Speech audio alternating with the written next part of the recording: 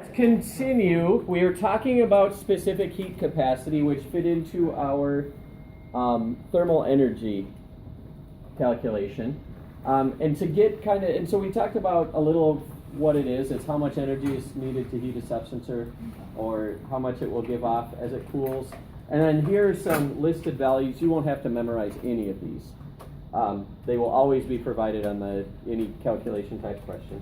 Water is one of the highest things. Has the highest heat, one of the highest heat capacities.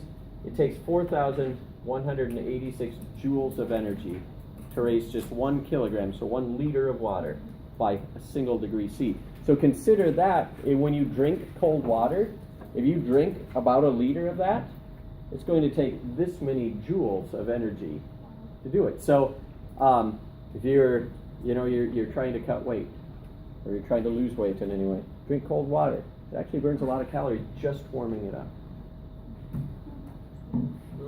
Really? Cold water much more than hot water.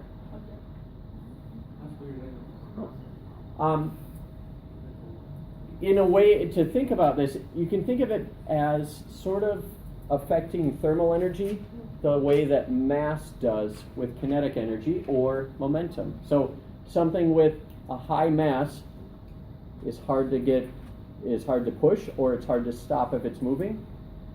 A high specific heat capacity means it's hard to get it to warm up, and if it cools down, it gives up a lot of energy. So low specific heat capacities mean that a substance heats and cools quickly and easily, and they don't store much energy. So that'd be like the lead. It's pretty quick and easy to warm up a piece of lead. It had a heat capacity of 128 joules per kilogram per degree C. And it doesn't store much energy.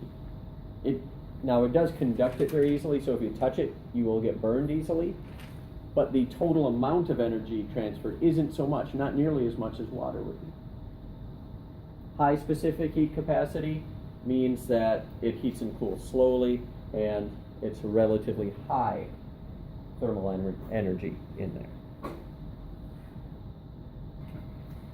Okay. Now, let's do a couple examples. So this will be the last thing of calculations it's intended.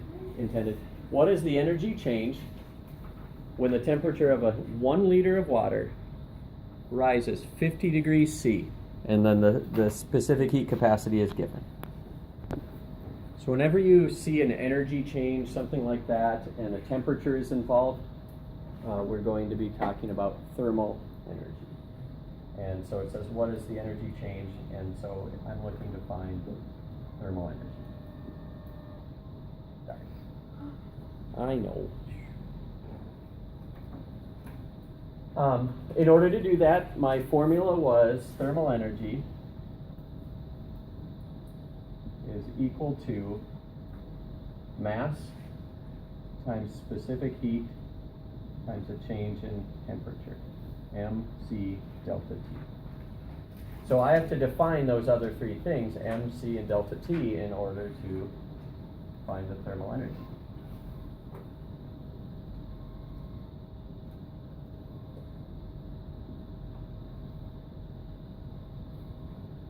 M is our mass.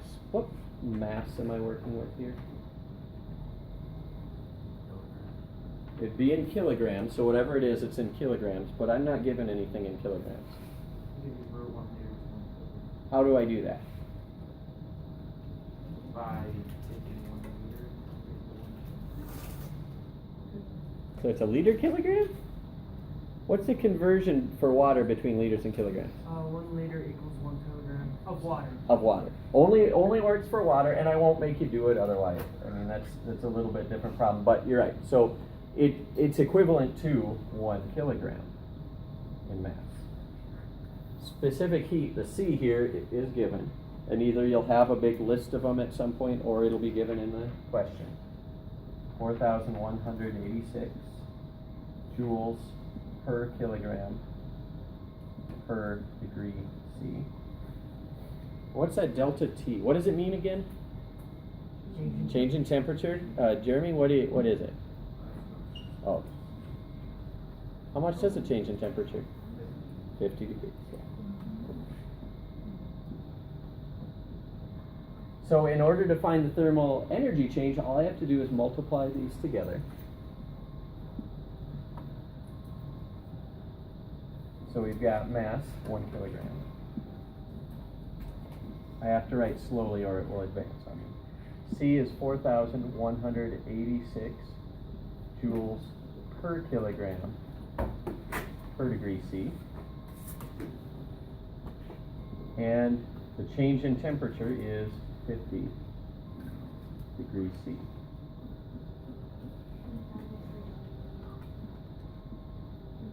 What do we have? 309,300? 209 209. joules.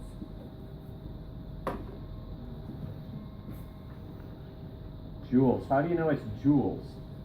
All energy is measured up as joules. So it should be joules. How do we know that it is in this case? Those kilograms cancel out, there's two of them, and then Yep. that degree C cancels out too, because they're both one. So when we've got this slash, it means it's at the bottom of a fraction. So we have kilograms on the top, kilograms on the bottom, degree C on the top, degree C on the bottom. And all that's left is joules, which is exactly what we would expect. You're right. And it's a lot of energy. So that's 1 liter, right, raising at 50 degrees. It takes a lot of energy. That's 50 degrees C, which is quite a bit. Good. Good to go. Okay, next one. What's the energy change when 1.75 liters of water cools by 45 degrees C? This one's only subtly different from the last one. Has anyone noticed the main difference? The C isn't there, but we do know it from our last problem. It's actually cooling, not rising. It's cooling instead of rising temperature. Anyone think of what difference that would make for our solution?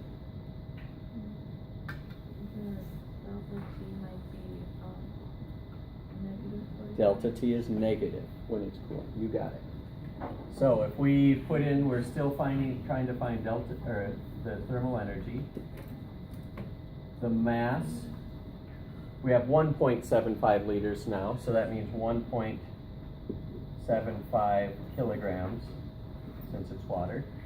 Specific heat isn't listed here, but it was given in the last problem, so it's still 4,186 joules per kilogram per degree C. Whenever we have water, it will be the same. But now our delta T is negative because it's cooling.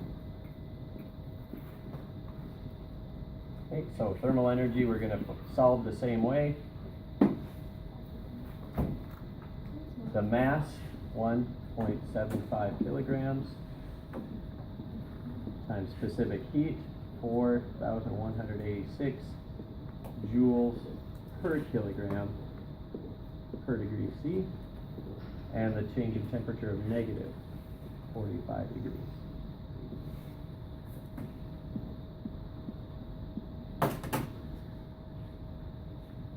Got it? Negative 329,647.5 joules. So this kind of highlights a little difference that, well, it's not so big of a difference, but we are only measuring with this TE the change in thermal energy.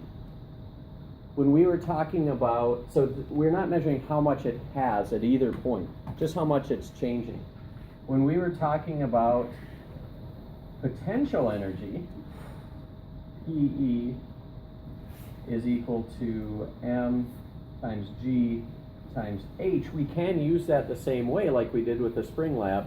If it changes a certain amount of height, that tells us how much the potential energy is changing.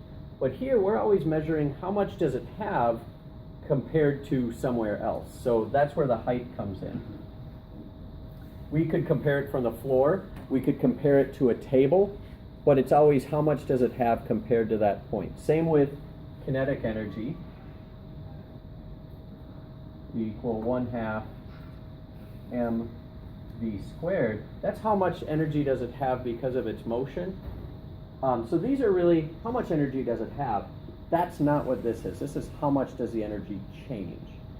We're not going to do any more examples today, but this will lead really well into our lab that we're going to be doing with something called a calorimeter.